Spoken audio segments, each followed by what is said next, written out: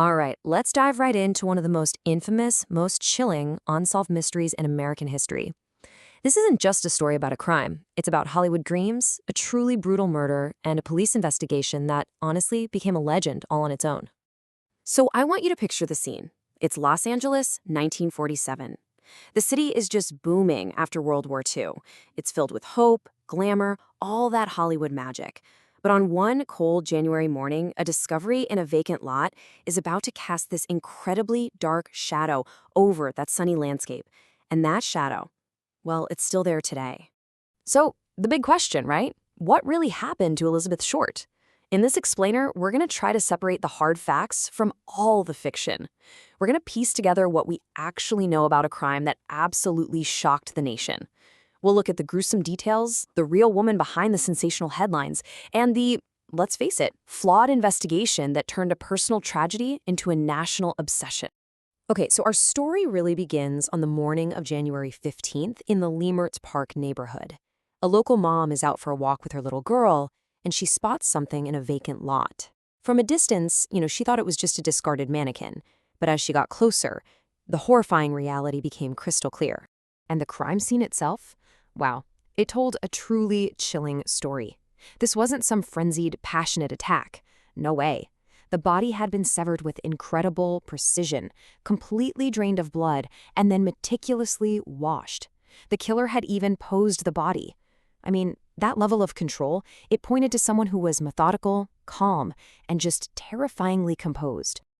Yeah, and this is where it gets even stranger. The coroner's report said the bisection was done so cleanly, it suggested the killer had to have some kind of medical or surgical knowledge. This specific technique, a hemicorporectomy, was definitely not common knowledge. It was actually taught in medical schools in the 1930s. This sent investigators down a whole new rabbit hole, even having them request a list of every single student from a nearby med school.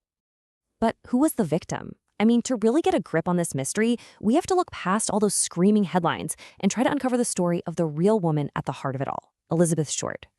When you look at this timeline of her life, you just see hardship after hardship. She was born in Boston, moves all the way to California at 18 to live with a father she barely knew, only to get sent right back home. She finds love, but then her fiancé is tragically killed in the war. She comes back to Southern California, probably hoping for a fresh start, but her journey is just cut brutally short. This wasn't some glamorous Hollywood starlet. This was a young woman desperately searching for some stability in a really chaotic world. And this right here? This is a really crucial point. The whole image of the aspiring actress. It was almost entirely made up by the media after she died. The reality was, Elizabeth Short was a waitress. She was working to make ends meet, just like so many other people who came to LA with a dream. And this isn't just a small detail. It's absolutely vital, because the myth of the Black Dahlia totally shaped the investigation and how the public has seen this case ever since. So the police launched this massive investigation, but it pretty much immediately spiraled into total chaos. It was like they were fighting a war on two fronts, one against this sensationalist media frenzy, and the other against a killer who honestly seemed to be enjoying the spotlight. Think about this number for a second. 750.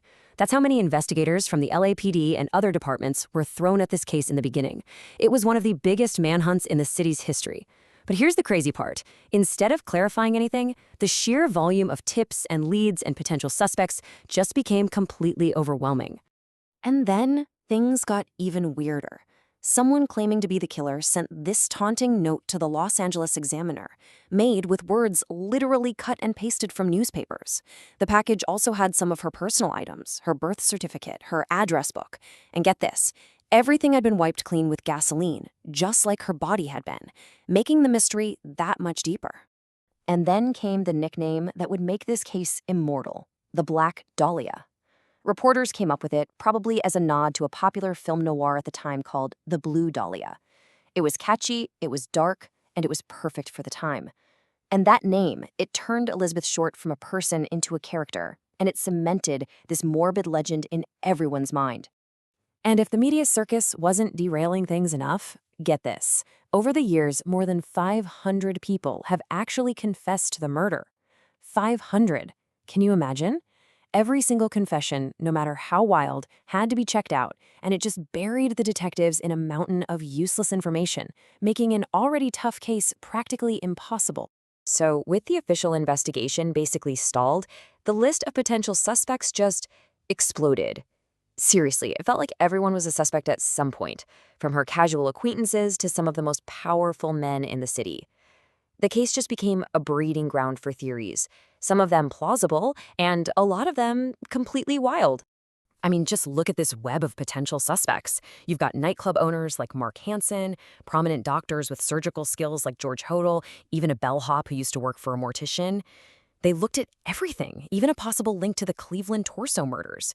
But every single time, theories pointed in all these different directions, and every single lead just went cold.